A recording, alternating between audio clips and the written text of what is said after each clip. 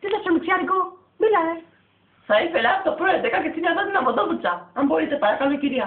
Ποντόβουρτσα, αυτή κάνει 50 ευρώ. Και το προ 11 δεν ξέρω ποιο μιλά. Δεν ξέρω ποιο είναι. Έχετε το προ 11. Προ 11, περίμενε λίγο να ρωτήσω ένα πούστη. Πούστη! Έλα τώρα, θέλει να παίζει το προ 11. Το έχουμε.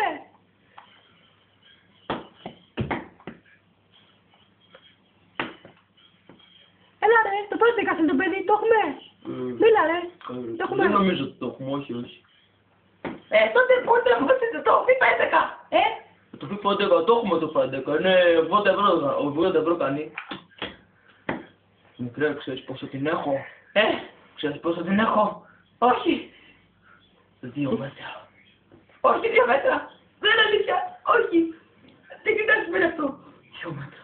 Έλα παιδάκι, έλα εδώ. 2 μέτρα. Δεν γίνεται. Όχι. Δεν είναι αλήθεια αυτά. Θέλει μπάλα πεις. Όχι. Τι είναι αυτό. Πάω να πιάσω τον μπάσταρδο. Πούστη! Την οντόβουρτσα! Μπάτσε, μπάσταρδε! Το παίζει το Sky! Hit the cops! Βοήθεια! Έλα τώρα! Έλα τώρα! Ο χοντρός! Δεν σε φύγεις! Όχι, έπουστη! Έλα ψητέ! Είμαι εντάξει όλοι! Έπουστηδες! Ο χοντρός έγινε βοήθεια! Βοήθεια!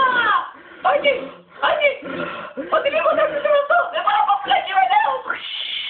Δεν μπορώ να πω πλέκει! Motherfucker! Shit! Έλα τώρα! Γάμισες ρε πούστη! Πόρε πλάκα που πρέπει σου γάμισαι λίγο! Να πάρει ξάφυγε!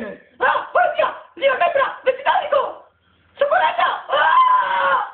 Πρέσικα! Αράπης! Γέρος! Βοήθεια!